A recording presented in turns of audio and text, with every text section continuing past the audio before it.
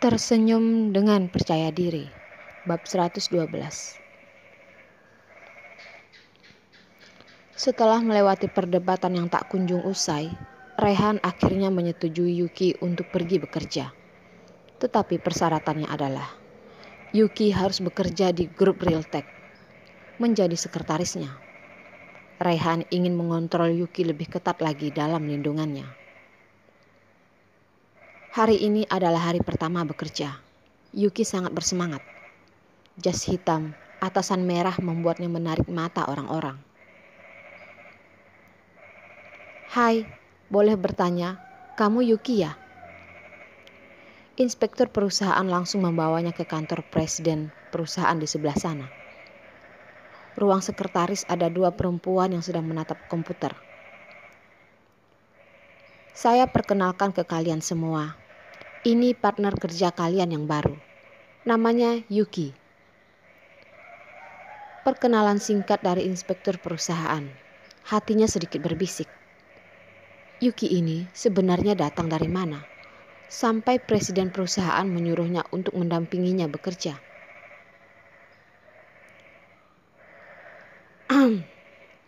Suara dari wanita yang mengenakan kemeja sutra warna biru.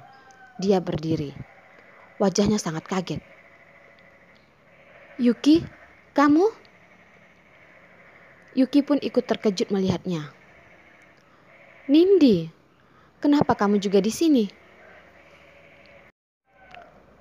Wanita berbaju biru ini adalah teman baik Yuki saat bekerja di restoran. Nindi menghampirinya dan menjabat tangan Yuki. "Yuki, kenapa kamu hilang informasi begitu lama? Nomor handphone juga sudah ganti. Aku menelponmu berkali-kali, tapi nggak bisa."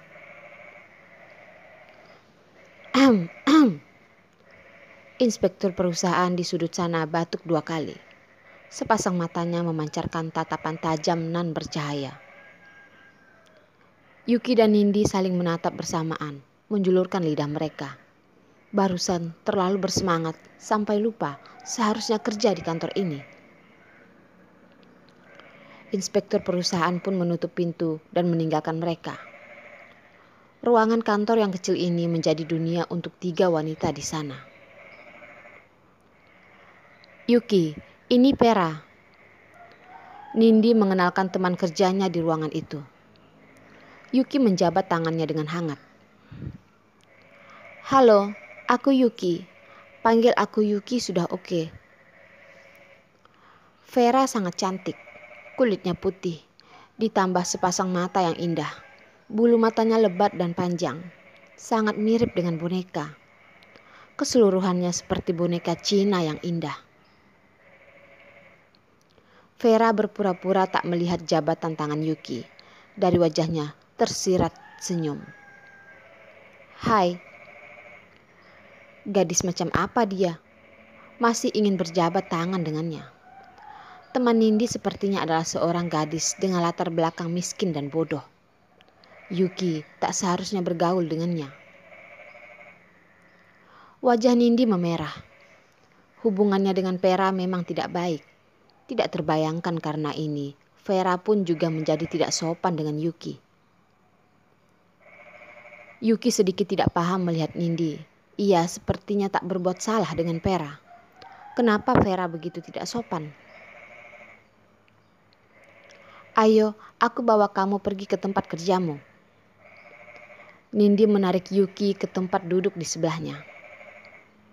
Komputer dan segala peralatannya sudah dipersiapkan di sana.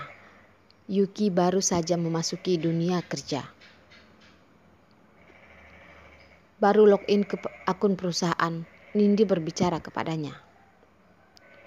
"Yuki, papanya Pera adalah manajer di sini. Jadi dia sangat sombong dan menyebalkan. Kamu gak usah urusin dia." "Oke, aku paham kok. Yang penting aku bekerja dengan baik di sini." Yuki tersenyum ke Nindi. Hal yang baik tak disangka-sangka bisa bertemu dengan Nindi di kantor ini. Yuki merasa hidupnya menjadi sedikit berwarna.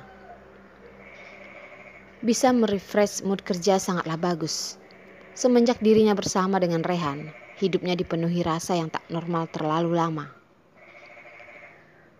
Yuki melihat ke jendela ke arah langit biru yang tinggi, menarik napas dalam-dalam.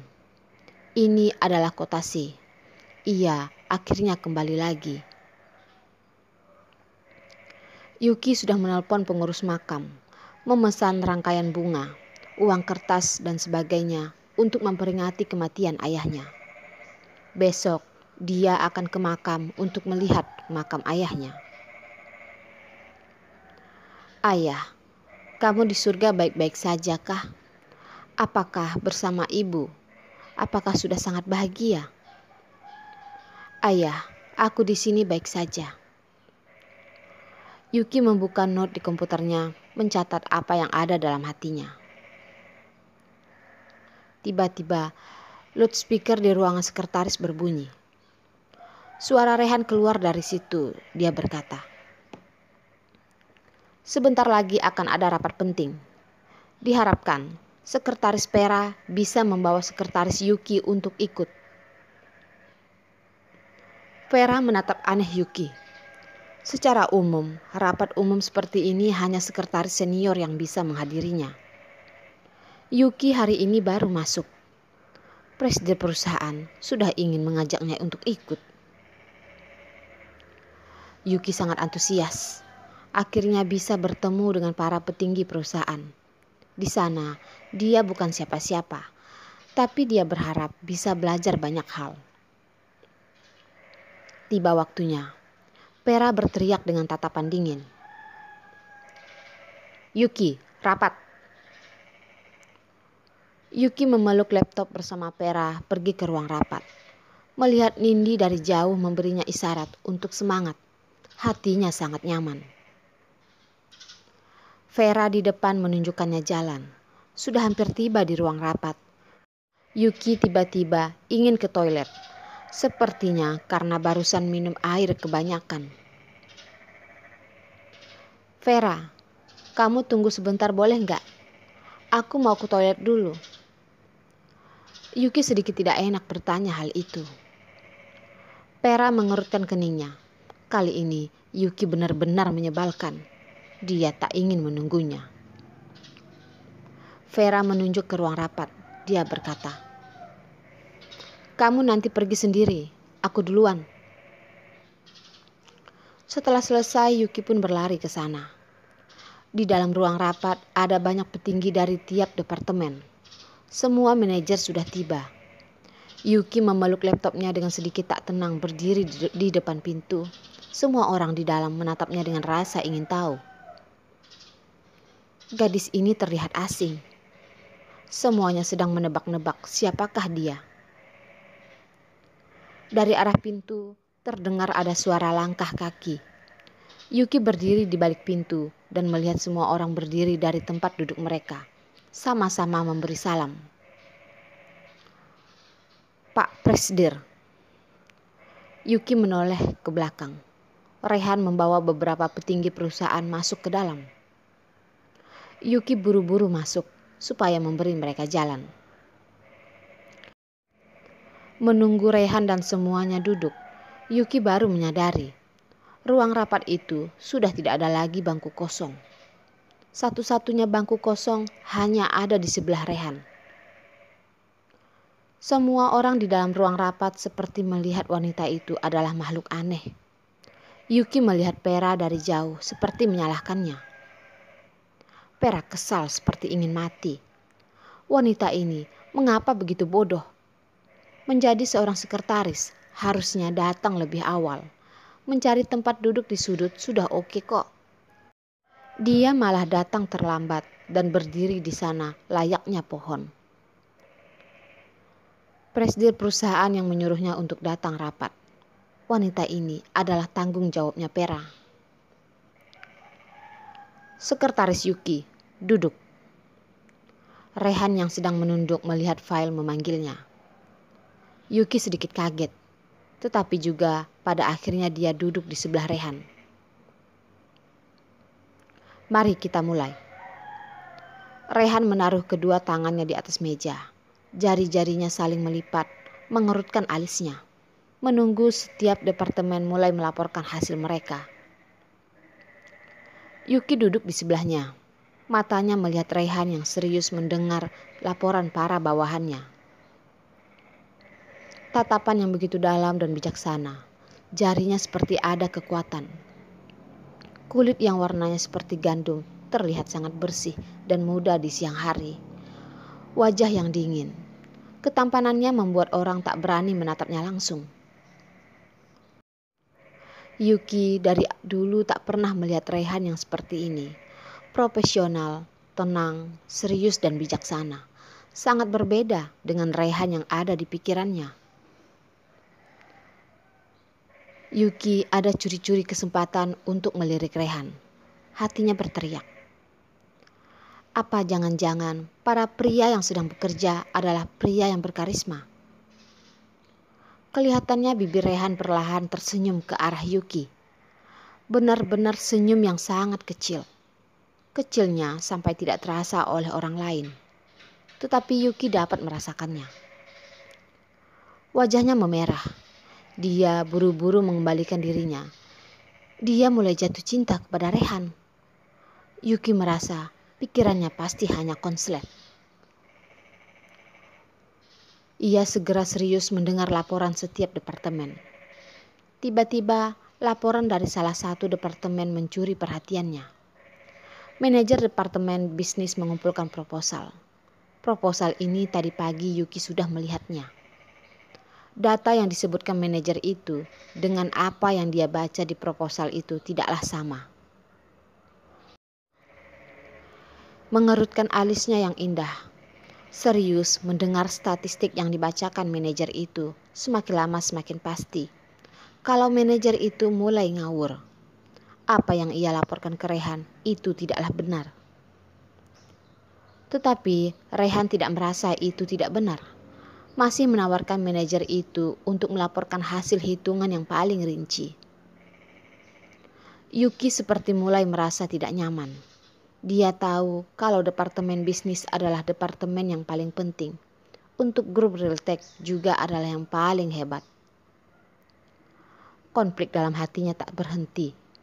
Meskipun dia orang baru, ini hari pertamanya bekerja. Ada manajer yang salah omong. Raihan pun gak menyadarinya. Kenapa dia harus panik? Masih belum saatnya dia melaporkan kesalahan manajer itu.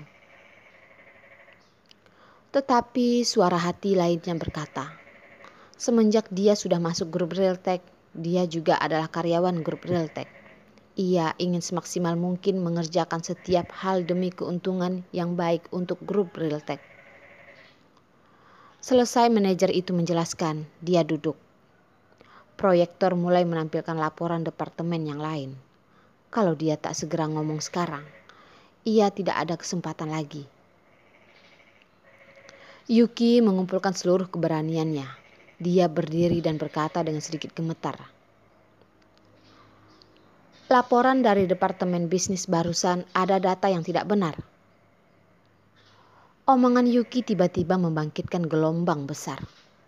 Semua orang terkejut menatapnya.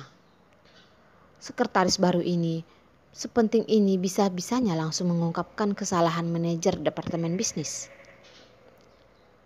Semua orang mulai bisik-bisik. Wajah manajer departemen bisnis mulai memerah dan dia menjawab dengan suara yang tidak ingin kalah. Sekretaris Yuki, kamu bilang aku salah. Emang ada buktinya?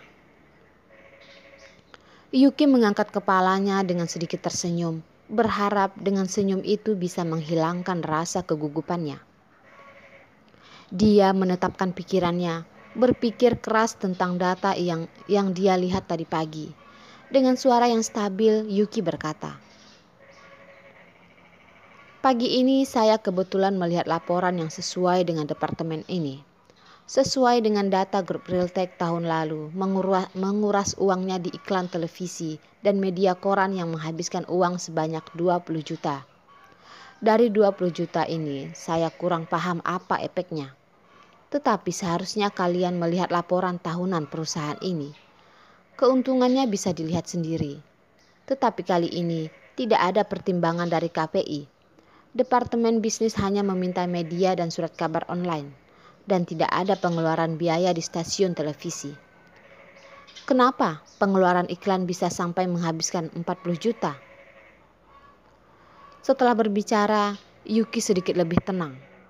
Pertanyaan terakhir, ia dengan senyum dan ketidakpercayaan dirinya, melihat setiap orang dan menunggu respon mereka.